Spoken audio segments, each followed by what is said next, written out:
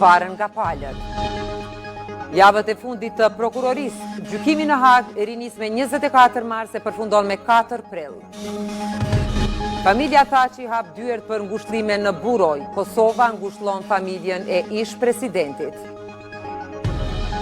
Përpjekje për plagëshkitje në Veternik, plagosën 2 persona dërgohen për mjekim në qendrën klinike universitare të Kosovës.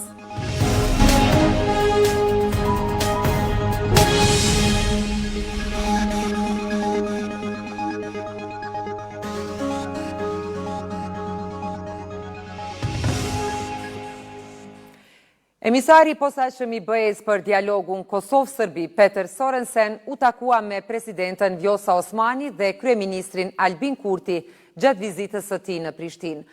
Osmani paraqiti vërejtjet për draft statutin e asociacionit dhe kërkoi heqjen e masave të BE-s ndaj Kosovës, ndërsa Kurti theksoi rëndësinë e zbatimit të marrëveshjes bazike dhe të aneksit të Ohrit, si dhe rikujtoi rreziqet nga grupet paramilitare serbe. Sorensen deklaroi se dialogu do të vazhdojë dhe se kompromiset varen nga palët, duke paralajmëruar takime edhe në Beograd. Dikur këshilltari i misionit të Kombeve të Bashkuara në Kosovë, Peter Sorensen u rikthye në Prishtinë në detyrën e emisarit të posaçëm të Bashkimit Evropian për dialogun Kosovë-Serbi. Ai u prit nga presidentja Vjosa Osmani, e cila pas takimit gjërësisht tregoi se emisarit evropian ja ka paraqitur vërejtjet për draft statutin e asociacionit të komunave të banuara me shumicë serbe, për kushtimin e Kosovës ndaj procesit të lehtësuar nga Bashkimi Evropian, duke theksuar rëndësinë e zbatimit të plotë dhe të balancuar të marrëveshjeve të arritura, si dhe nevojën për heqjen e masave të padrejta të vendosura nga BE-ja që në qershor të vitit 2023, për çka tha se ka ndikuar negativisht në jetën e qytetarëve të Kosovës pa dallim.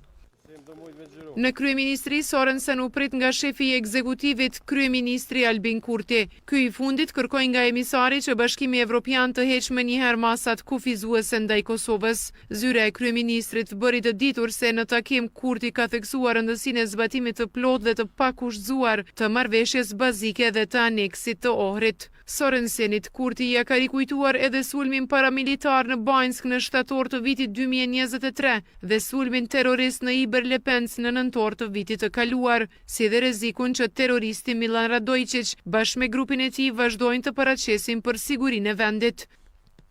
Emisari evropian është takuar edhe me krye negociatorin Besnik Bislimi. Duke e quajtur fillim të mirë ditën e sotme në Prishtinë, Sorensen u tha gazetarëve se qëllimi kryesor mbetet vazhdimi i dialogut e kompromiset, tha se palët i përcaktojnë vetë.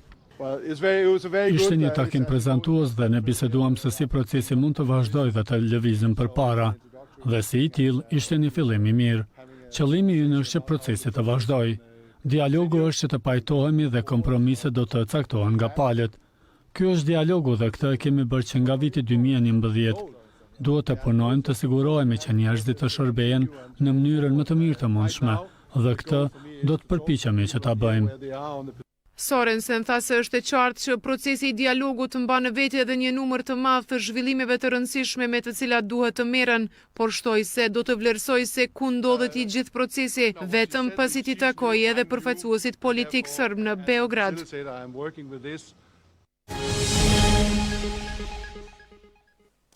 Dhomat e specializuara të Hagës pritet ta rinisin punën me 24 mars me dëshmitarët e mbetur të prokurorisë specializuar, e cila ka paralajmëruar të përfundojë me dëshmitarët e saj me 4 prill. Sipas monitoruesve të gjykimit, ky proces është shoqëruar me një anshmëri dhe mungesë të transparencës. Pas më shumë se 3 javësh pushim, dhomat e specializuara të Hagës do të rinisin punën më 24 mars në rastin ndaj Hashim Thaçit, Kadri Veselit, Jakub Krasniqit dhe Recep Selimit. Gjykimi do të vazhdojë me dëshmitarët e prokurorisë specializuar e që parashihen të përfundojnë në javën e parë të prillit. Prokuroria e specializuar do të përfundojë paraqitjen e dëshmitarëve në gjykatë deri me 4 prill, siç u njoftua në konferencën e fundit statusore. Numri i dëshmitarëve ende nuk është bërë publik. Pas prokurorisë, para trupit gjykues do të dalin dëshmitarët e mbrojtjes së viktimave e pas tyre ata të mbrojtjes së të akuzuarve, të cilët nuk kanë dhënë detaje se sa të tillë do t'i thrasin. Ehat Miftara nga Instituti i Kosovës për Drejtësi thotë se pritjet për këtë gjykat kanë qenë më të larta për pavarësi dhe pa anshmëri. Në shumë raste, dëshmitarët e prokurorisë, do thotë, në farë mënyrë janë kthyer si kundër argument apo kundër provë ndaj vetë prokurisë që e dëshmon që si duket prokuria nuk ka qenë në nivel të detyrës dhe nuk ka qenë në gjendje ose të përkatjes dëshmitarës ose i ka keq kuptuar, do thotë, deklaratat, intervistat e dëshmitarëve çatë fazave të më hershme. Avokati Ardian Bayraktari thotë se gjykimi ndaj Thaçit dhe të tjerëve që nga fillimi ka pasur mungesë të theksuar të transparencës dhe të zgjatje. Kemi pasur jo pak raste involvimi në trupin gjykues me pyetje sugjestive, me pyetje të ndaluara, të cilat natyrisht edhe orientuese për dëshmitarët. Pastaj po ashtu kemi pasur edhe raste kur dëshmitarët me zë dhe figurë kanë thënë që ju thuhet, ju lexohen deklarata të cilat nuk i kanë thënë. Gjitha këto natyrisht që kompromitojnë mos konsiderueshme procesin, e bëjnë një proces përveç jo transparent edhe të pa drejtë dhe me shkelje jo të pakta ligjore. Sipas Miftarajt dhe Bayraktarit, ky proces gjyqësor mund të marrë një epilog të shkallës së parë në fund të vitit, përkatësisht në fillim të vitit 2026. Bedri Shabani dhe Muharrem Qerimi janë deklaruar të pafajshëm lidhur me akuzën për spionazh, ndërsa Muharrem Qerimi u deklarua fajtor vetëm për armbajtje pa leje. Të akuzuarit kanë të drejtë në afat prej 15 ditësh të paraqesin kundërshtimin e provave ose kërkesë për hedhje poshtë aktakuzës. Të dyshuarit për spionazh, Bedri Shabani e Muharrem Qerimi nuk e kanë pranuar fajsin në seancën e sotme fillestare në gjykatën themelore në Prishtinë. Bedri, fjala është e juaja. I nderuar gjykatës, plotësisht jam i pafajshëm. Mirë, shkruaj. Plotësisht e konsideroj veten pafajshëm. Ndërsa i akuzuari Muharrem Qerimi ka pranuar veprën penale armbajtje pa leje. Nuk e pranoj fajësia për veprën penale spionazh. Nuk e pranoj fajësinë për veprën penale spionazh. E pranoj fajësinë. Ndërsa për veprën penale, armbajtjes pa leje, pra, armbajtjes për nësi kontroll. E pranon fajësinë. Për veprën penale spionazhi, të akuzuarit kanë të drejtë në afat prej 15 ditësh të paraqesin kundërshtimin e provave apo kërkesë për hudhje të aktakuzës. Prokuroria Speciale e Kosovës, me 19 shkurt të vitit 2025, ka ngritur aktakuzë ndaj Bedri Shabanit dhe Muharrem Qerimit, të cilët i ngarkon se kanë mbledhur dhe dërguar informacione e dokumente të BIA sërbe, lidhur me Ushtrinë Çlirimtare të Kosovës, e prorët e pjesëtarët e saj, Policinë, Agjencinë e Kosovës për Inteligjencë e Inspektoratin Policor të Kosovës, si dhe për ngjarje objekte specifike, përfshirë edhe një masakër. Përmes këtyre veprimeve, Prokuroria Speciale thotë se synoi shkaktimi i një konflikti të gjerë ndër-etnik në territorin e Kosovës, të krijojë një narrativ e pavërtet për ta ndërlidhur Spitalin Ushtarak të UÇK-s, për kinse trafikim organosh dhe për të bërë në dyshim të vërtetën e masakrës.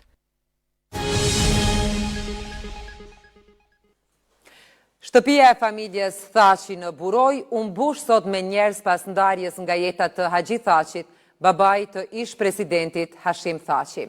Familja apriti figura politike, ish bashkëluftëtar dhe qytetar të shumë që shkuan për ta ndarë dhimbjen me ta dhe nderuar një burr të njohur për urtësinë e tij. Shtëpia e familjes Thaçi në Buroj ishte e mbushur me njerëz pasi pas ndarjes nga jeta të Haxhi Thaçit, babait të ish presidentit Hashim Thaçi, familja e tij hapi dyert për ngushëllime. Pak metra larg shtëpisë, djemtë e Haxhi Thaçit pritën figura publike, ish bashkëluftëtar, miq dhe qytetar të shumt, ku shkuan për të ndarë dhimbjen me ta e për të nderuar një burr të njohur për urtësinë e tij. Ajo që rëndonte edhe më shumë atmosferën ishte mungesa e Hashim Thaçit, i cili ndodhet në paraburgim në Hag që nga nëntori i vitit 2020. Megjithatë, pak ditë më parë, ai kishte pasur mundësinë të vizitonte babain e tij në Qendrën Klinike Universitare të Kosovës, ku kishte kaluar disa orë pranë tij në masa të rrepta sigurie. Për të ngushëlluar familjen Thaçi, erdhi lideri i PDK-s Memli Krasniqi, i cili tha se babai i Hashimit ishte një njeri i urtë dhe fisnik, një burr që i dha shumë kësaj toke me djemtë e tij dhe kontributin për lirinë e vendit. ka qenë njeri që vërtet unë i them ma shumë se so vetëm një prind i njeriu që ka udhëheqë edhe procesin e çlirimit dhe pavarësimit vendit, po një karakter epik, ashtu si që kemi mësu edhe në kaluarën dhe në traditën tonë, ata shqiptarët e mirë të vërtet që kanë ditë me eduku, jo vetëm familjet e tyre, por gjithë brezat.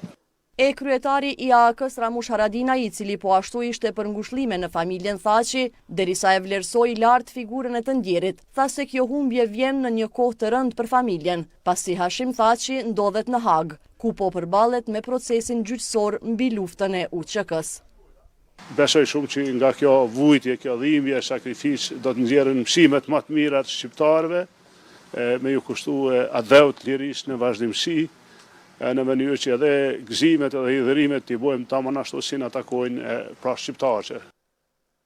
Për ngushlime në familjen Thaçi ishte edhe kryetari i komunës së Mitrovicës, e njëherësh kandidati i PDK-s për kryeministër Bedri Hamza, si dhe shumë qytetar. Haxhi Thaçi ndroi jetë të dielën në moshën 86 vjeçare, duke lënë pas kujtime dhe një histori të gjatë që lidhej me kohët e vështira të Kosovës. Haxhiu do të varroset të martën në varrezat e fshatit Buroj të Skënderajt. Ajo që ende nuk dihet është pjesëmarrja e ish-presidentit në varrim, nëse i miratohet lirimi nga dhomat e specializuara. Telegrame ngushlimi për ndarje nga jeta të Haxhi Thaçit kanë shprehur lider shtetëror dhe politik të Kosovës, si dhe krerët shtetëror nga Shqipëria. Në emrin e saj të popullit të Kosovës, presidenti Vjosa Osmani i ka shprehur ngushlimet më të sinqerta ish-presidentit Thaçi, gjithë familjes Thaçi si dhe miqve e të gjithëve të afërmve të Haxhi Thaçit. Ajo tha se kontributi dhe dashuria e tij për atë dheun do të shndrohen në udhërrëfyes dhe kujtime krenarie për të gjithë ata që e njohën.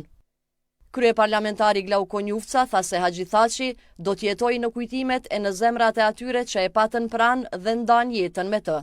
Familjen Thaçi e ka ngushëlluar edhe kryeministri Albin Kurti. Në letrën e ngushëllimit shkruan se Haxhi Thaçi do të kujtohet gjithmonë për urtësinë e tij, respektin për të tjerët dhe dashurinë e madhe për vendin. Në emër të qeverisë së Republikës së Kosovës dhe timin ju shpreh ngushëllimet më të sinqerta juve, dashamirëve të familjes suaj dhe miqve të ish-presidentit Hashim Thaçi, thuhet në letër ngushëllim. Kryetari i Nismës Socialdemokrate Fatmir Limaj në ngushëllimin e tij e vlerësoi Haxhi Thaçin si njeri me vlera të larta kombëtare, ndërsa kryetari i AKR-s Bexhet Pacolli e ka përshkruar Haxhi Thaçin si njeri që me shumë krenari por edhe me zemër të thyer përballoi sfida të padrejta. Ngushëllime për vdekjen e babait të ish-presidentit Thaçi erdhen edhe nga Shqipëria. Kryeministri Edi Rama ka thënë se Haxhi Thaçi iku krenar për djalin e tij Hashimin. Ngushëllime për baban e Thaçit kanë dërguar përmes një telegrami edhe nga paraburgimi në Hag, ish-kryeparlamentarët Kadri Veseli e Jakub Krasniqi dhe ish-deputeti Recep Selimi. Lëvizja Vetëvendosje ka dorëzuar ankesë në panelin zgjedhor për ankesa dhe parashtresa, duke kërkuar anulimin e 18.933 votave që i cilëson të manipuluara. PZAP njofton se ka pranuar 3 ankesa dhe do t'i shqyrtoj brenda fateve ligjore, ndërsa subjektet politike mund t'i drejtohen edhe gjykatës supreme nëse nuk pajtohen me vendimet. Pak para përfundimit të afatit ligjor, Lëvizja Vetëvendosje ka dërguar ankesë në panelin zgjedhor për ankesa dhe parashtresa. Kjo parti ka kërkuar nga ky organ t'i anulloj 18.933 vota që i quajnë të kontaminuara e që të ketë rivotim në procesin e votimit me post. Ne kemi kërku pra nga PZAP fillimisht të anullohen 18.933 vota të LDK-s të kontaminuara, të ardhura pra në formë manipuluar. Në 2 kemi kërkuar po ashtu rivotim të sërishëm të votimit me post dhe në 3 kemi kërkuar që kandidatë që kanë marrë vot pakrahasimisht më shumë me post sesa në vendvotimin në Kosovë të largohen nga lista dhe të njëjtit të mos zaventsohen me anëtarët e tjerë të LDK-s. Na po shohim votimet e rregullta në Kosovë. Po shohim të ngjajshëm raporti edhe me votimet në ambasada, veç t'ju kujtoj që në ambasada votohet njëjtë si në Kosovë. Bëhet me votim fizik, identifikim fizik, komisioner janë të partive politike, siç edhe veçgust janë të partive politike. ndërsa te votimi me post, shifet do me të ndisa kandidatë që kanë qenë shumë poshtë në listë, dalin ndër të parë. Hysen Çekaj prej numrit 26 deli parë. PZAP deri në orën 12 ka bërë të ditur se ka pranuar 3 ankesa që kanë të bëjnë me shpalljen e rezultateve përfundimtare nga ana e KQZ-s. PZAP tha se do t'i shqyrtoj këto ankesa brenda afatit të paraparë ligjor. Subjektet politike e kandidatët që garuan në zgjedhjet e 9 shkurtit të drejtë ankese kanë edhe në Gjykatën Supreme, nëse ata nuk pajtohen me vendimet e PZAP-s. Lidhja Demokratike e Kosovës ka reaguar ndaj kërkesës së vetëvendosjes për anullimin e votave të mërgatës për LDK-n, duke cilësuar si një akt të rrezikshëm për integritetin demokratik. LDK akuzon vetëvendosjen për manipulimin e votave të diasporës dhe kërkon një hetim të plotë të këtyre parregullsive. Partia thekson se do t'i përdor të gjitha mjetet demokratike për ta mbrojtur integritetin e votës së saj, pasi sipas tyre vetëvendosje po kërkon anullimin e votave të diasporës shqiptare, me synimin që të ndaloj kandidimin për deputet të Hysen Çekajt, djalit të herojit të kombit Sali Çekaj. Një përpjekje për grabitje të armatosur ka ndodhur sot në orën 10:30 në Veternik, pra një qendre tregtare, ku një furgon që transportonte para u sulmua teksa ndaloi për furnizim bankar. Policia e Kosovës konfirmoi se një person është plagosur dhe po trajtohet në QKUK. Tentim grabitja në Veternik ka përfunduar me 2 të plagosur. Ngjarja ka ndodhur në ora 10:30 në afërsi të qendrës tregtare në Veternik, derisa automjeti që barte para ishte ndalur në vendin ku do t'i kryenin furnizimet bankare. Zyrtarët për informim të policisë së Kosovës njoftuan si kjo ka ndodhur gjatë një grabitje të armatosur ndaj pjesëtarëve të cilët ishin në sigurim të furgonit përmes të cilit transportohen parat. Policia e cila doli në vend të ngjarjes konstatoi se një person është plagosur dhe tashmë po merr trajtim mjekësor në qendrën klinike universitare të Kosovës. Në klinikë është dërguar edhe një person tjetër i lënduar nga armët e zjarrit, i sjell nga Graçanica, gjendja e të cilit është e rëndë. Sipas mjekut Naser Syla, për personin e dytë nuk ka informacione nëse ndërlidhet me rastin në Veternik. Hetusit policor me prokurorin janë duke ndërmarrë masat e nevojshme për zbardhjen e rastit, identifikimin dhe arrestimin e të dyshuarve. Kalimi i bizneseve të mëdha në tregun e lirë energjetik ka ngjallur shqetësime veçanërisht në sektorin prodhues. Kryetari i Odës Ekonomike të Kosovës, Lulzim Rafuna, paralajmëroi një efekt zinxhir në rritjen e kostës së prodhimit, duke bërë më të shtrenjtë produktin vendor krahasuar me importet. OEK kërkoi shtyrjen e vendimit për një vit dhe formimin sa më të shpejtë të institucioneve të vendit. Kalimi i bizneseve të mëdha në tregun e lirë energjetik ka shqetësuar bizneset në vend, sidomos ato prodhuese. Kështu bëri të ditur gjatë një konference për media kryetari i Odës Ekonomike të Kosovës, Lulzim Rafuna. Dalja në treg parashitet që të ketë edhe rritje të çmimit të energjisë elektrike, ku do të ketë efekt zinxhiror te prodhuesi, do të arrijë kostën e prodhimit ose kostën e produktit, i cili më pas kostot do t'i bartet konsumatorit dhe produkti jonë brenda tregut të Kosovës nuk do t'jetë konkurent me produktin e importuar siç ka qenë deri më tani, por do të jetë më i shtrenjtë se sa produkti importuar. Për këtë arsye, mbasi diskutimeve të shumta që patëm me zyrtarët e ZRE-s, ishte kërkesë e të gjithëve që parashitet mundësia mu shtys të paku një vit ky vendim për me fillu mu implementu. Oda Ekonomike kërkoi edhe formimin sa më shpejt të institucioneve të Kosovës. Kërkesa tjetër që vjen për partitë politike nga Oda Ekonomike e Kosovës është sa më shpejt që është e mundur t'i kemi të konstituara për institucionet e vendit, t'i kemi të themeluara institucionet e vendit si qeverinë, si Kuvendin e Kosovës, në mënyrë që ne të kemi mundësi ku më ju adresu. Të gjitha bizneset që kanë mbi 50 punëtor nga 1 qershori do të kalojnë në tregun e hapur. Në njoftimin publik mbi liberalizimin e tregut të energjisë në Kosovë nga ZRE, u tha se ky proces është pjesë e angazhimit të ZRE-s për zhvillimin e tregut të energjisë elektrike, rritjen e konkurrencës si dhe përmirësimin e shërbimeve ndaj konsumatorëve. Po ashtu, nga 1 prilli, ZRE ka planifikuar rritjen e së paku 15% të faturave të energjisë elektrike. Shoferët e linjës Podujev-Prishtinë po vazhdojnë grevën duke refuzuar të largohen nga rruga Ilir Konushevci dhe hapësira përballë komunës, derisa të shfuqizohet vendimi që u andalon qarkullimin në kryeqytet. Komuna e Prishtinës kërkon që autobusët ndërurban ta përdorin stacionin autobusëve, ndërsa kryetari Përparim Rama ka njoftuar për një reformë në transportin publik, duke inkorporuar biletën ndërurbane në sistemin urban falas.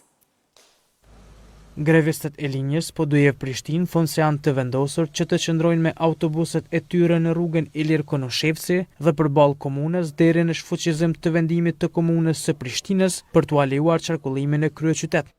Na do të vazhdojmë deri të merrem në vendim qytetariak nga vendimi që ka marrë komuna, por ndryshe na do të vazhdojmë grevë, nuk do dalim për grevë të arrijmë ato qëllimet tona. Greva do të vazhdoj patjetër nëse nuk shfuqizohet vendimi i komunës Prishtinës. Zyrtarët komunal nuk folën para kamerës, por në një përgjigje nga komuna thuhet se protestuesit nga Podujeva duhet ta respektojnë vendimin që kërkon që linjat ndërurbane të përdorin rrugët rajonale dhe të kenë si pikë ndalimi stacionin e autobuseve, ashtu siç veprojnë edhe linjat nga qytetet e tjera të Kosovës. Sipas tyre, autobuset nga Podujeva kanë rënduar trafikun dhe se kanë ndërhyrë në kompetencat e trafikut urban, i cili është përgjegjës për shërbimet e trafikut brenda kryeqytetit. Në anën tjetër, kryetari i Prishtinës Përparim Rama ka njoftuar se ka marrë vendim që biletën ndërurbane ta inkorporojë falas si bilet gjithditore në transportin urban në kryeqytet. Ky është edhe një hap tjetër i rëndësishëm në procesin e reformës për transportin publik në kryeqytet, nga i cili do të përfitojnë edhe qytetarët e kryeqytetit. Me këtë organizim të ri të transportit publik, kryeqyteti do të ketë më pak vetura, më pak trafik, më pak ndonjë ambientale dhe më shumë organizim dhe siguri. Sipas Ramës, ky vendim është pjesë e reformës së transportit publik urban, që sipas tij shënon një hap të madh në përmirësimin e shërbimeve publike. Java ndërkombëtare Paras sjell edukimin financiar në shkollat fillore. Në shkollën dituria në fshatin Shkabaj të Prishtinës mësuan për rëndësinë e kursimit dhe menaxhimit të parave. Përmes aktiviteteve edukative, ata po kuptojnë si t'i planifikojnë shpenzimet dhe të kursejnë për të ardhmen. Nxënësit e shkollës fillore dituria në fshatin Shkabaj të komunës së Prishtinës po mësojnë se si të menaxhojnë parat dhe për rëndësinë e kursimit në kuadër të shënimit të javës ndërkombëtare të Paras. Ka mësuar që nuk duhet të shpenzojmë parat në gjëra që nuk na nevojitën. Unë kam mësuar për rëndësinë e kursimeve, që është shumë e rëndësishme për të ardhmen tonë. Nga shoqata e bankave theksojnë se edukimi financiar është një shtyllë kyçe për një shoqëri të përgjithshme dhe të qëndrueshme. Rëndësia e kësaj fushate është se ne çdo ditë hasemi me probleme të ndryshme mbi financat tona personale, andaj ne jemi fokusuar tek të rinjt dhe tek nxënësit e shkollave fillore që ata qysh në moshë të re të njihen me konceptin e paras. Për t'i ndihmuar nxënësit që ta kuptojnë më mirë menaxhimin e paras, mësuesja e klasës Drita Bajrami sjell shembuj praktik. Qysh nga familjet duhet fëmia vazhdimisht është i kyçur, planifikimi mujor kur bëhet nga anëtarët e shtëpisë, ai të merr pjesë edhe të vedisohet qysh në moshën e hershme, që në moshën madhore edhe ai di të bëj planifikimin edhe të buxhetit. Java ndërkombëtare e Paras është një fushatë globale që synon ndërgjegjësimin dhe edukimin financiar të të rinjve, duke i ndihmuar ata që të marrin vendime më të mençura për të ardhmen e tyre ekonomike.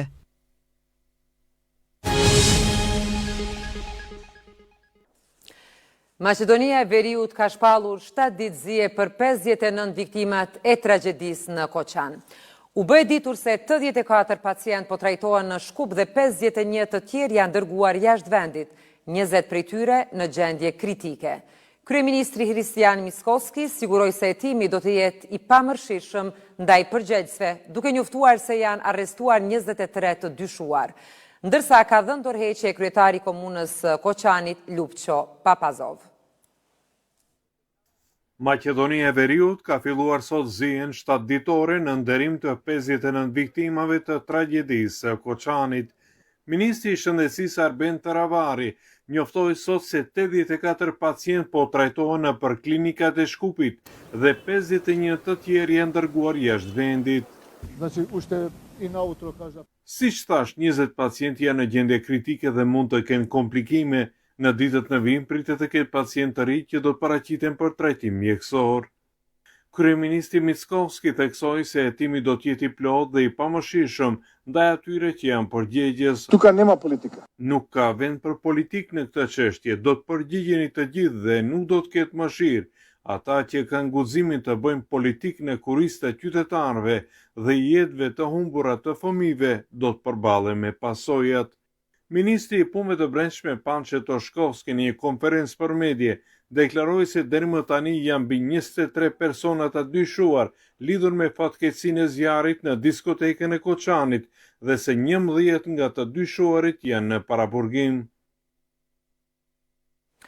BE-ja po evakuon të lënduarit nga zjarri vdekrjeprus në klubin e natës në Koçan, pasi që autoritetet e Maqedonisë së Veriut kërkuan ndihmë për evakuimin e 15 pacientëve me djegje të rënda.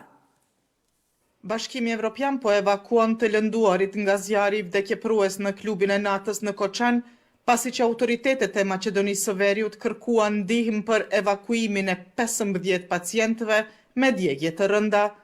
9 shtete evropiane u angazhuan me njëherë që të ofrojnë ndihmë të shpejtë në kuadër të mekanizmit të mbrojtjes civile të BE-s. Në përgjigje ndaj kërkesës së Maqedonisë së Veriut përmes mekanizmit të mbrojtjes civile të BE-s, ne reaguam me njëherë dhe ofruam evakuimin e pacientëve me djegje të rënda. 9 vende evropiane: Kroacia, Greqia, Rumania, Slovenia, Suedia, Lituania, Luksemburgu, Hungaria dhe Norvegjia ndërhyjnë shpejt me ndihmë dhe mund të pasojnë me më shumë ndihmë. Tashmë disa pacientë janë transferuar në Hungari me mbështetjen e Luksemburgut dhe me mbështetjen e Rumanisë. Disa pacientë janë transferuar në Lituani. Bashkimi Evropian tani po koordinon transportin e pacientëve tjerë në vendet që kanë ofruar trajtim. BE mbetet në kontakt të ngushtë me autoritetet kombëtare në Maqedoninë e Veriut dhe shpreh gatishmërinë të mobilizojë më shumë ndihmë nëse është e nevojshme.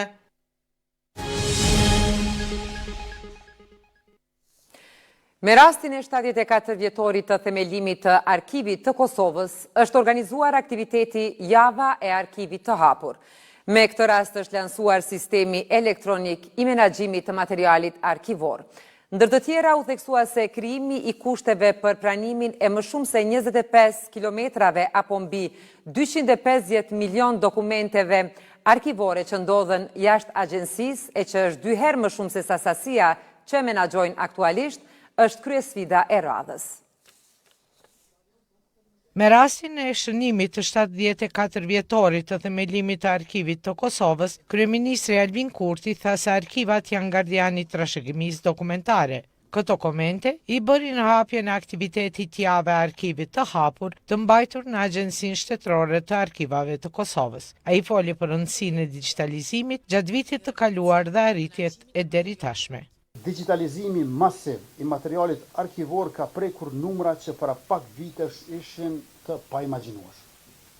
Me projektin e digitalizimit masiv në vitin 2024 janë digitalizuar 2.5 milion dokumente arkivore, ndërkaq sa për krahasim në 15 vitet paraprake ishin digitalizuar pak mbi 1 milion dokumente arkivore.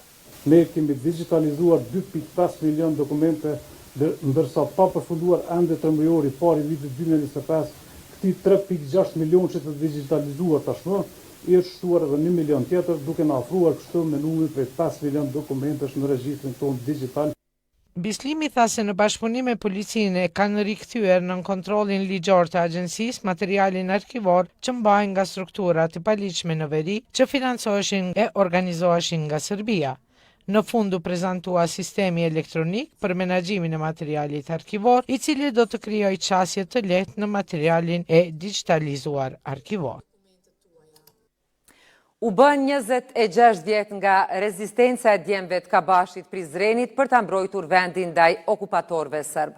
Me 17 mars të vitit 1999 në Bjeshkët e Kabashit u përjetësua në pavdekësi Murat Kabashi, Halim e Recep Ahmetaj. Familjar, veteran të luftës dhe përfaqësues të institucioneve kanë kujtuar dëshmorët që kanë rënë në betejën e Korishës. Më 17 mars të vitit 1999 në Kabash të Prizrenit u zhvilluan luftime të ashpra mes luftëtarëve të UÇK-s dhe forcave serbe, të cilat në atë kohë janë mësyn Korishës. Ka pas mbi 150 tanke, praga, automjete ndryshme, për ka numri dikun 2-3.000 pjesëtarë sërbë, po me gjithate kemi bërë rezistencë heroike. Do është vrau vllai Murat Kabashi, Halim Ahmetaj dhe Recep Ahmetaj. Edhe pe anës sërbe ka pasur një vit mëdha. Themelet e shtetit tonë që sot po e gëzojmë janë edhe domethënë si vlerë e asaj që ata kanë dhënë jetën, që na duhet ta vlerësojmë ashtu siç duhet. Në emër të organizatave të dala nga lufta, Seferegja tha se kjo zonë në të gjitha periudhat shquhet për patriotizëm dhe dashuri. Virtyti i herojit Salih Shabanit gjithmonë ka qëndruar në mendjet tona, që mos t'ia kthejmë shpinën atë dheut. Betejë e Kabashit është trashëgimi e përpjekjeve të vazhdueshme të shumë gjeneratave, të shumë banorëve, patriotëve të kësaj zone, të cilët edhe në periudha të ndryshme janë fliu për ta mbrojtë shtëpinë, për ta mbrojtë familjen. Vetëm Korisha, luftës së fundit për liri, ja dha Kosovës 6 dëshmor. Të nderuar shikues, këto ishin të gjitha informacionet e përgatitura për edicionin qendror. Ju faleminderit për vëmendje, mirupafshim.